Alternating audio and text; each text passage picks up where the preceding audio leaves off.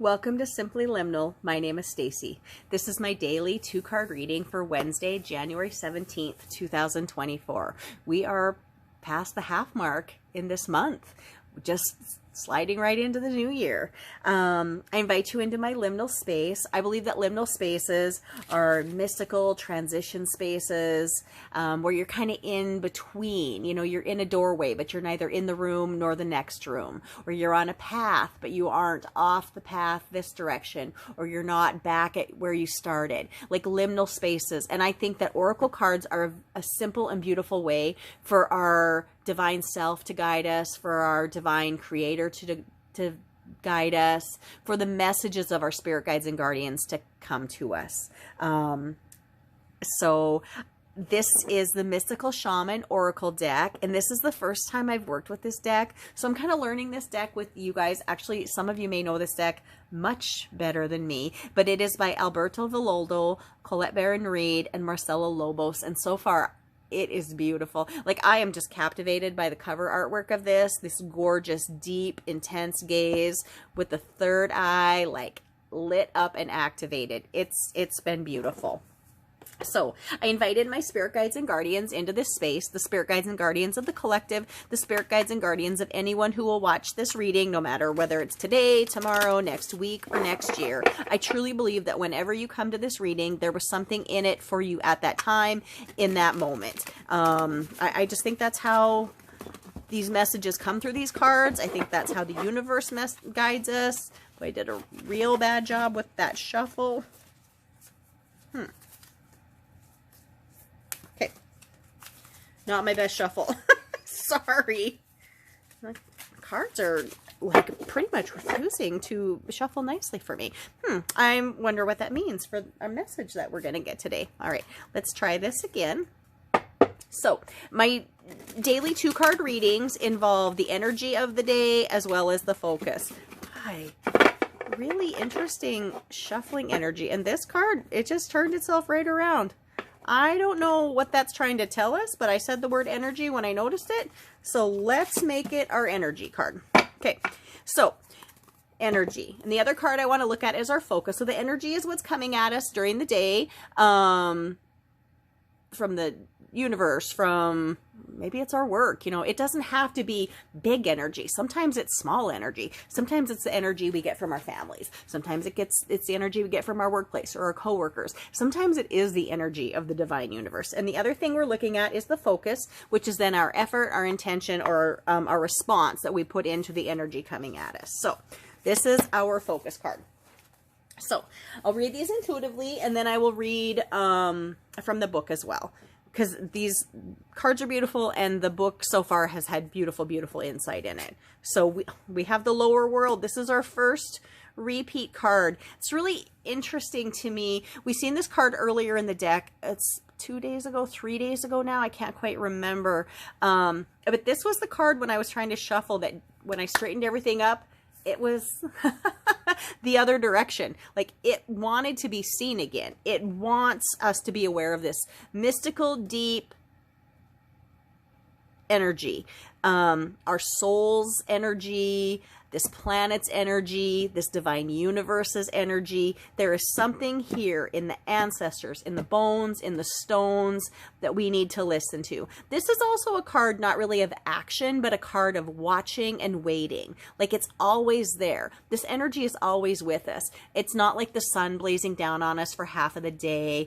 It's not like a bird swooping over us at that moment. The energy of the lower world is with us always, because it is part of what's inside of our soul, and it's partly what's underneath our feet, you know, like physically under our feet, whether you believe that the lower world contains a place like Hades or a whole different life under the planet.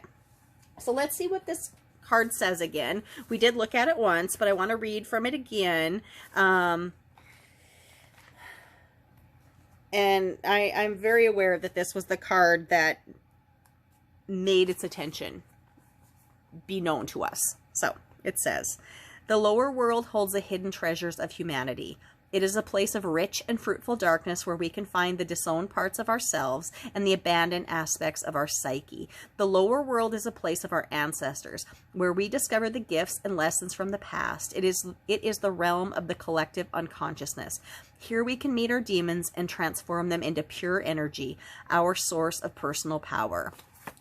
So this card also speaks to me a little bit of shadow work, whether it's our own shadow work, maybe it's the shadow work of our ancestors, maybe it's the shadow work of the collective. But there is something here we need to look at and focus on. It's important for our progress forward to figure out whatever this is, to work with it, and then to move forward. So let's look at our focus of the day, and we have the Witness. So this is a repeat card too. Well, this is interesting because I feel like this was the card that was on the very first day of our readings. Yeah, a week ago. This was the Witness card. I remember her. She was beautiful, very feminine, a very divine feminine imagery, horned headdress, intense gaze, an all-knowing eye. I remember then, as I feel now, that this is a card of observation. What we are supposed to do is witness this. Whatever energy is coming to us from the lower world, whatever that work is that we need to do, we can't be afraid of it. We need to stand and we need to look at it. And we need to allow ourselves to see, because by seeing, that's the only way we're going to be able to transmute it into something better and something more. So let's look at what the book says on this card. It's funny, I was just thinking today that we have had no repeats, and then suddenly we get 2 repeats. And so these cards are important. You know, they came to us twice this week. Let me find this page. Sorry. This is a big book. Here we go. The Witness. The Witness observes without engaging in any action. By cultivating inner stillness, we are able to assess any situation from a higher perspective and make a better decision. Interesting that we're talking about higher perspective here, looking at the lower world, which is potentially shadow work.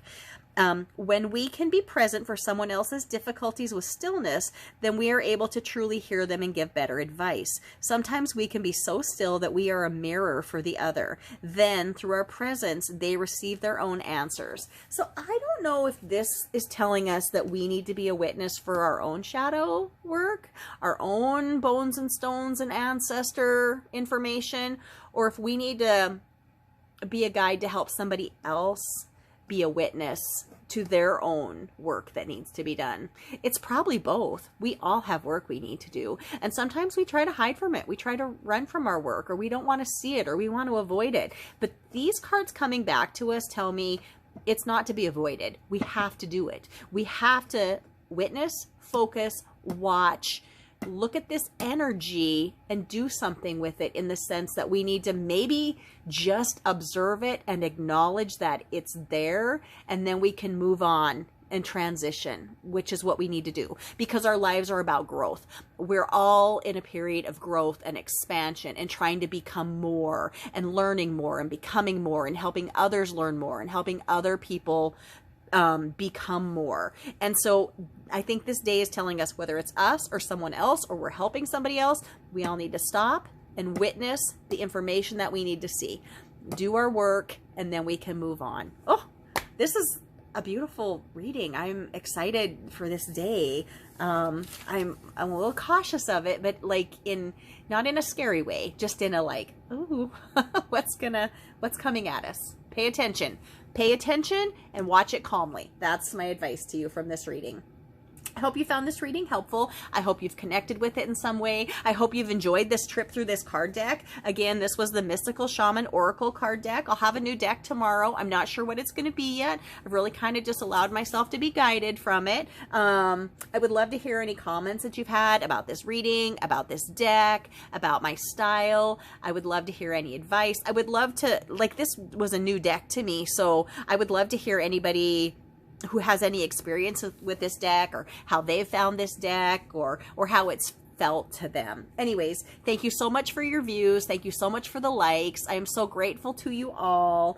Have a wonderful day. Thank you for visiting Simply Liminal with me. My name is Stacy.